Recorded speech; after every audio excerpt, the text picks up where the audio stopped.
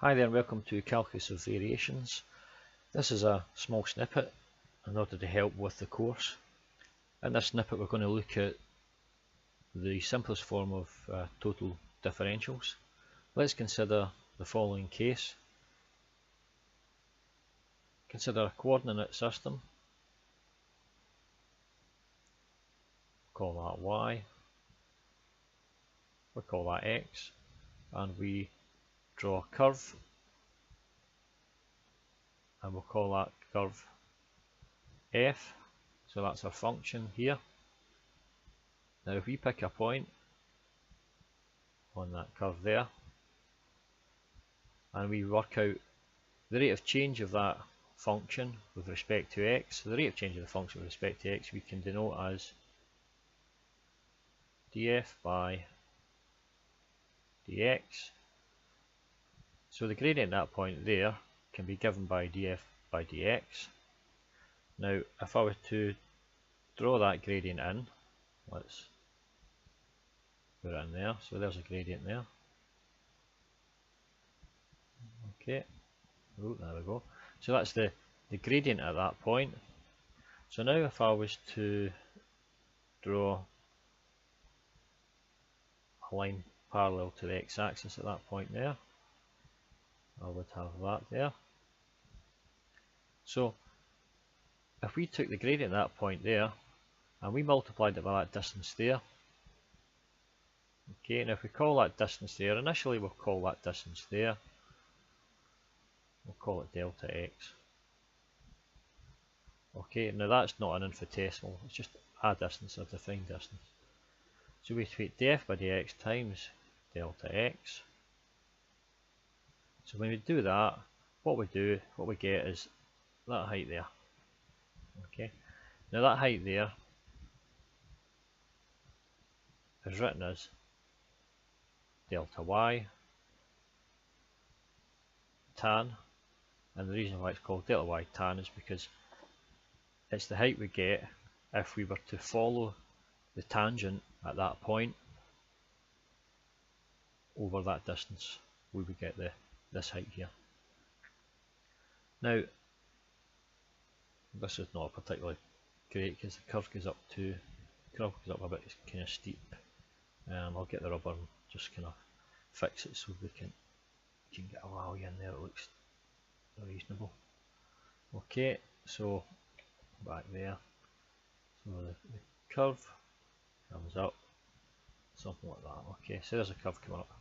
Now the actual height that you would have got if you'd actually followed the curve is not delta y tan. Okay, the height you would actually have got is that height there. Right, that full height there is delta y. Okay, so there is an error there. So we call that little distance there is the error.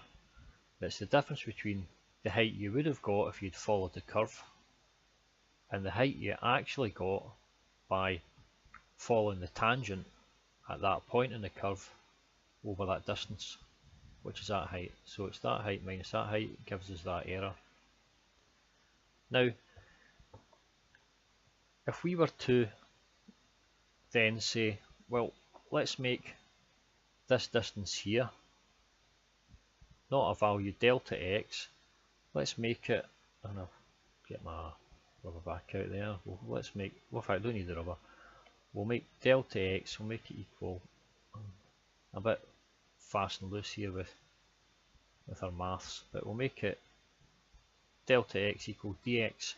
So now we're looking at an infinitesimal distance. Okay, now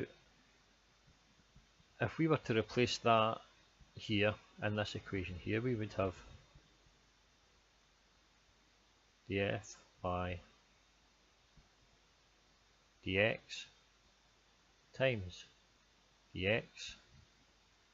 Okay, now that would equal, now we're imagining this distance here no longer being a delta x but being a dx. Now these are slightly different things. That's an infinitesimal distance. So when we make that an infinitesimal distance, what happens is that this height here, which would be your now be equal to df, okay, so that height there would now be equal to df, but because it's an infinitesimal distance, this df, this height df, I'll write it down,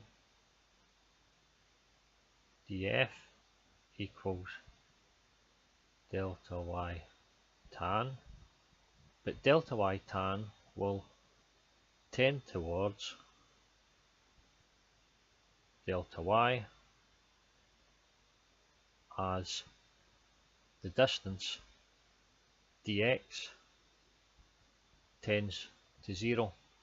So we could write the distance delta x tends to 0.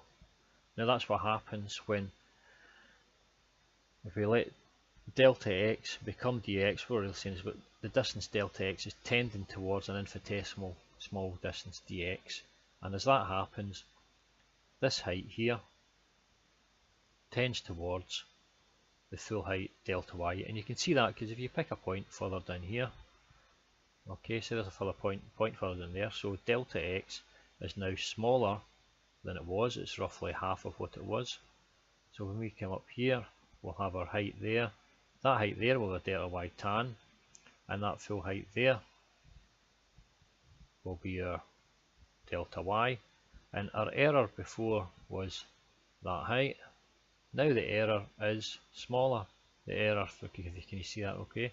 The error is now that height, and as I work back along this axis here, delta x is getting smaller, and we're now defining delta x as an infinitesimal small distance, then that delta y tan will tend towards delta y. Okay, so this here is